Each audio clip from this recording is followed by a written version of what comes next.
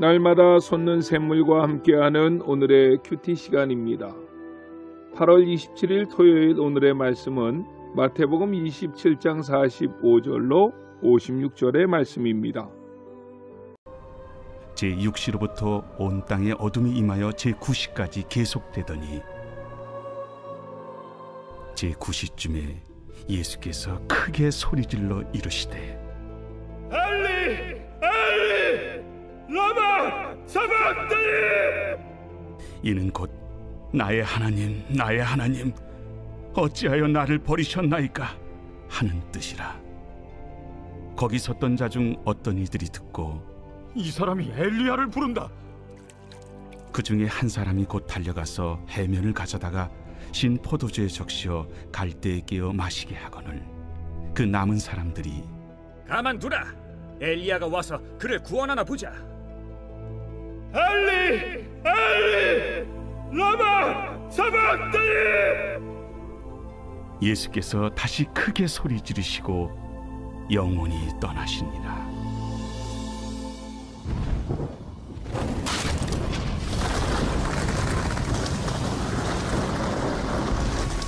이에 성소 휘장이 위로부터 아래까지 찢어져 둘이 되고 땅이 진동하며 바위가 터지고 무덤들이 열리며 자던 성도의 몸이 많이 일어나되 예수의 부활 후에 그들이 무덤에서 나와서 거룩한 성에 들어가 많은 사람에게 보이니라. 백부장과 및 함께 예수를 지키던 자들이 지진과 그 일어난 일들을 보고 심히 두려워하여 이르되 이는 진실로 하나님의 아들이었도다. 예수를 섬기며 갈릴리에서부터 따라온 많은 여자가 거기 있어 멀리서 바라보고 있으니 그 중에는 막달라 마리아와 또 야고보와 요셉의 어머니 마리아와 또 세베대의 아들들의 어머니도 있더라.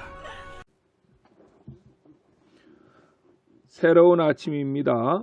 엘 올람, 하나님은 영원하신 분이십니다. 예수님께서 십자가에 매달리신 제6시, 이것은 유대인의 시간이고 오늘날의 시간으로 환산한다면 정오입니다. 강한 햇빛, 뜨거운 햇살이 가득해야 될 정오에 어두움이 임했습니다. 마치 출애굽 당시 6월절을 앞두고 하나님께서 준비하셨던 마지막 재앙의 어두움처럼 이 땅에 도래한 하나님의 심판을 알리는 어두움이 임했던 것입니다. 이후에 예수님께서는 가상 7원 중에 네 번째 마디를 하나님 앞에 토해내십니다. 46절입니다. 제9시쯤에 예수께서 크게 소리질러 이르시되 엘리 엘리 라마 사막다니 하시니 이는 곧 나의 하나님 나의 하나님 어찌하여 나를 버리셨나이까 하는 뜻이라. 아멘. 마태복음 27장 46절 말씀은 마가복음 15장 34절에서도 별 차이 없이 그대로 기록되어져 있습니다. 이 부분은 아마도 성경에서 해석하기 어려운 부분 가운데 한 부분이 아닌가 합니다. 어떤 사람은 이 말씀이 예수님이 하나님께 철저히 실망해서 믿음을 완전히 잃어버린 것으로 해석하기도 합니다. 그래서 우리에게는 잘 알려진 러시아의 대문필가인 톨스토이 같은 사람은 이 본문에 대해서 말하기를 예수의 전생에는 큰 용기로 일관했으나 십자가상에서 이 엘리 엘리 라마 사막다니라고 한 이 한마디만은 큰 약점이요 실망이라고 했습니다. 정말 그렇습니까? 예수님의 이 말씀이 하나님께 대한 예수님의 믿음을 저버린 예수님의 약점으로 이해하십니까? 그렇지 않습니다. 이 말씀은 예수님의 절망이나 불신앙을 표현하는 것이 아니라 정반대로 우리를 죄와 죽음으로부터 구원하시기 위해서는 철저히 하나님으로부터 버림받아야만 한다는 성경 약속이 이루어진 것으로 해석되어야만 합니다. 시편 22편 1절에 보면 이런 말씀이 있습니다. 내 하나님이여 내 하나님이여 어찌 나를 버리셨나이까? 어찌 나를 멀리하여 돕지 아니하옵시며 내 신음하는 소리를 듣지 아니하시나이까. 아멘. 시편 22편은 다윗의 시입니다. 물론 다윗이 이 시를 쓰게 된 직접적인 이유는 그가 고난을 받으며 힘들었던 시기에 하나님을 바라보면서 썼던 시입니다. 다윗 자신도 이 구절이 예수님의 십자가 사건을 완전하게 바라보고 기록했다고 보기는 어려울 것입니다. 그러나 다윗은 영감을 받아 시편을 지었고 하나님을 노래했습니다. 그런데 놀라운 것은 그 다윗이 지은 시 속에는 예수님의 십자가 사건이 완벽하게 예언되어져 있었고 예수님께서는 이 예언의 말씀 그대로 십자가 위에서 외치심으로 구약의 예언의 말씀대로 구속의 역사를 이루어가고 계심을 우리에게 성경은 언급하고 있다는 것입니다. 예수님은 아무 죄가 없으심에도 불구하고 우리의 모든 죄를 뒤집어 쓰시고 죽기까지 하나님으로부터 버림받아야 했고 일시적이지만 하나님과 예수님 사이의 교제가 끊어진 것으로 인해 주님은 고통 중에 부르짖은 것입니다. 신기한 것은 가상 7원의 앞에 세 말씀은 모두 밝은 대낮에 이루어졌습니다. 그런데 네 번째 말씀부터는 온 세상에 어두움이 임한 중에 나온 말씀입니다. 마가복음 15장 33절은 이렇게 말씀합니다. 제6시가 되매 온 땅에 어두움이 임하여 제9시까지 계속 가더니. 아멘. 누가복음 23장 44절에서도 같은 말씀을 하고 있습니다. 해도 빛을 잃었던 어두운 시간에 주님은 십자가 위에서 네 번째 말씀을 하신 것입니다. 한낮에 어두움이 온 땅을 뒤덮었다는 것은 하나님의 아들을 십자가에 못 박은 불의한 인간에 대한 하나님의 심판을 상징하는 것입니다.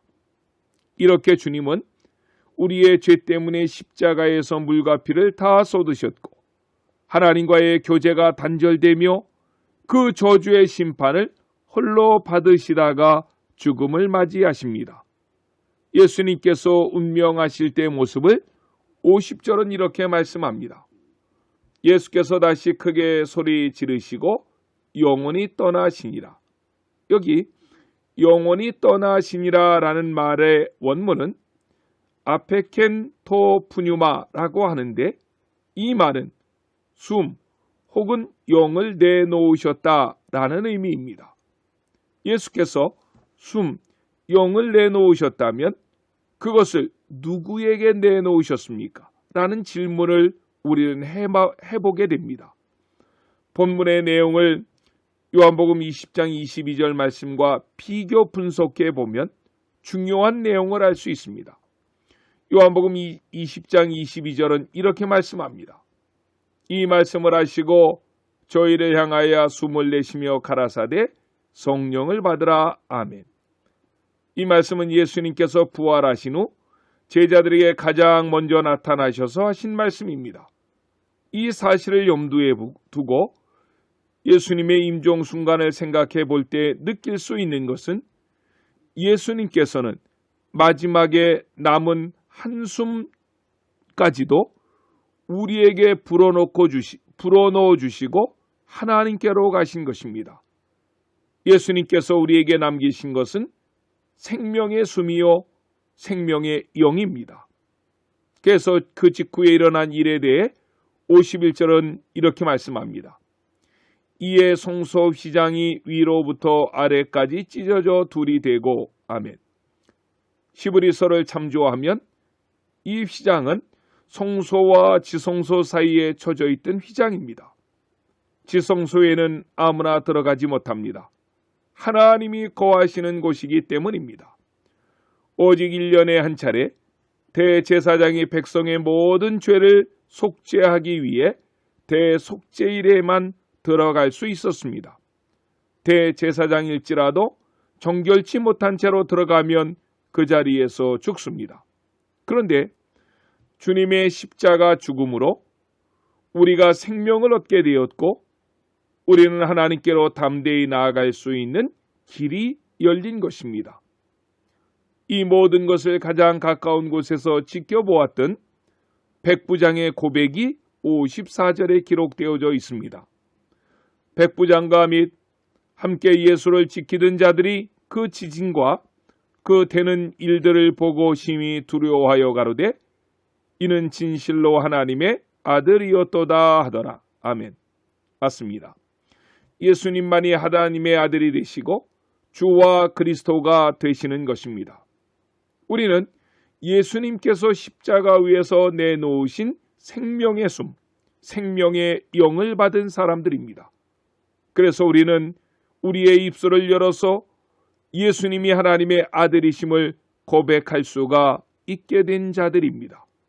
이 은혜로 우리는 이제 담대하게 하나님의 보좌 앞으로 나아갈 수 있게 되었습니다. 그러므로 우리는 대충 살아서도 안 되고 막 살아서도 안 됩니다. 순간순간을 믿음으로 사십시오.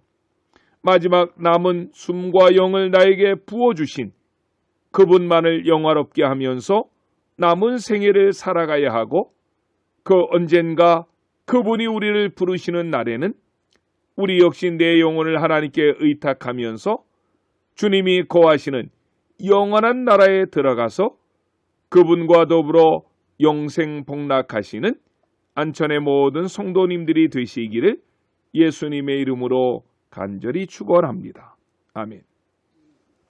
주기도문으로 예배를 마치고 오늘도 주신 말씀을 붙잡고 하나님께 간절히 기도하시겠습니다.